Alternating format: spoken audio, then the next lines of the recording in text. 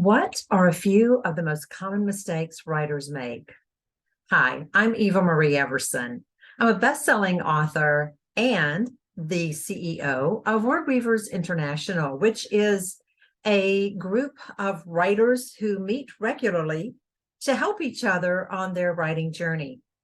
If you want to know more about Word Weavers International, go to word-weavers.com. And if you want to know more about me, Eva Marie Everson, author.com, not evamarieeverson.com. That's a name squatter. Don't go there. But let's start with what I hope will be a series dedicated to you, the writer, as to the most common mistakes we make. And I say we, because quite frankly, doesn't matter how long we've been at it, we are still going to make mistakes. That's why we have editors.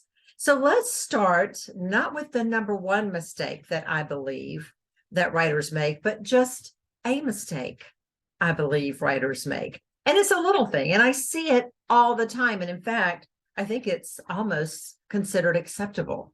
And it's things like this. She stood up.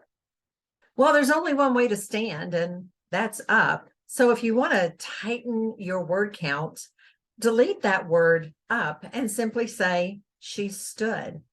Or what about this one? Kind of like it. He stood to his feet. Again, only one place to stand to, unless, of course, you're an acrobat and you're standing on your hands or your head, then you're just simply going to say, he stood. Another one of my favorites is she blinked her eyes. It's the only thing we have that blinks. Simply say, he blinked or she blinked. And then here's this one, very common. She balled up her fist, or to say, he clenched his fist. That's it. He clenched his fist, or she balled up her fist. Actually, what you're doing is you're clenching your hand and you're balling up your hand, because that's the fist right there.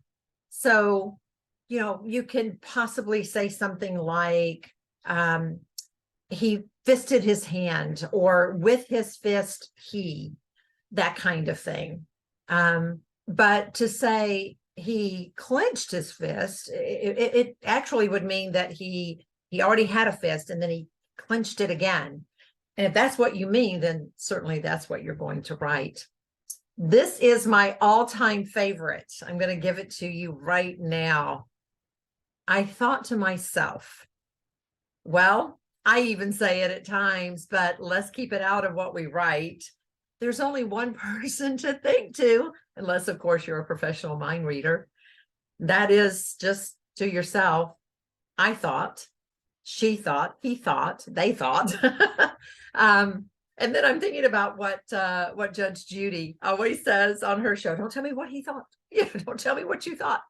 So you're going to hear it now. You're going to hear, I thought to myself. You're going to hear it all the time. It's very common, but leave it out of your writing.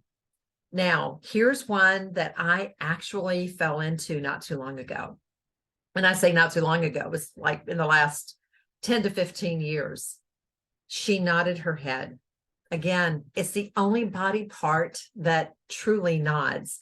So just simply write, she nodded or he nodded, exactly. But I happened to I was going through one of my older novels, and I say older, it came out in 2010. But I was going through, and I don't know how I missed it, because I knew this.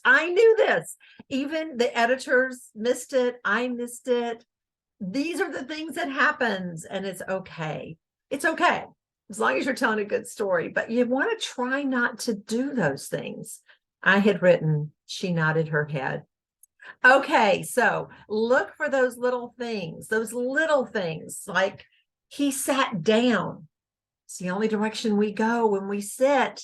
She stood up. It's the only direction we go is up when we stand. To her feet, balled her fist.